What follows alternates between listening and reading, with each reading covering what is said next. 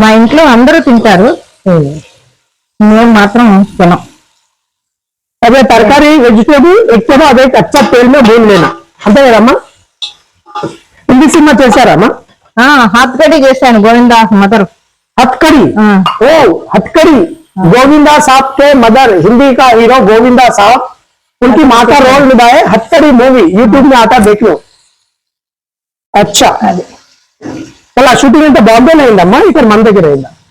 లేదండి, చెన్నైలోనే అయింది. అదే ఓకే. క్యారెట్, ములక్కాళ్ళు, ముల్ల మీరు ఏమంటారు మీ భాషలో? ములి. ఇదంతా రాడిష్, బట్ట అక్కడికి ఎప్పుడు వెళ్ళిపోయింది. ఇది పట్టుకొని కలపకపోతే తిరగబడిపోతాయి, అందుకని భయం నాకు.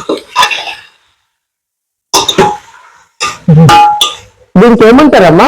తిరగమూత ఏమంటారు? తిరగమాత అంటారు. తిరగమాత కానీ తాలింపు అంటాం మామూలుగా, మా తిరుగులోనేమో తాలింపు అంటాం మేము. ఉప్పు, పసుపు ఇందాక వేసాం కానీ ఇందులో కొంచెం కొద్దిగా పసుపు, కారం కొంచెం, ఏది మన సాంబార్ పొడి అక్కడే ఉంది. అదే ఇదిగోనండి. దీన్ని కాలుతుంది. ఇదిగోనండి సాంబార్ పొడి. మామూలుగా మనం సాంబార్ పొడి ఇంట్లో చేసుకోవచ్చు. ఏమైనా వేస్తారమ్మా సాంబార్ పొడిలో? ఏదన్నా కాదు, ఇంట్లో అంటే నేను చెప్తానండి. సాంబార్ పొడి ఏమయ్యాలంటే ధనియాలు, మెంతులు, ఆవాలు, జీలకర్ర,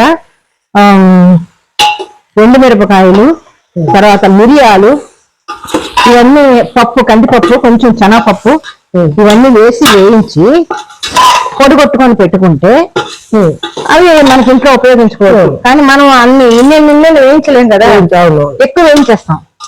దానివల్ల ఏమవుద్దంటే అది మనకి ఎక్కువ అయిపోయా పారేసి రోజు సాంబార్ పెట్టుకోం కదా. అందుకని నేను ఏం చేస్తానంటే బయట నుంచి తెచ్చేసుకుంటాను నేను. అది మనకి ఈజీ కదండి, తెచ్చుకొని వేసేసుకోవడం. అది ఇదిగోనండి చింతపండు, ఇమ్లికా పాలు, కొంచెం పోయి నీళ్ళు ఎక్కువ, చెన్నై సాంబార్.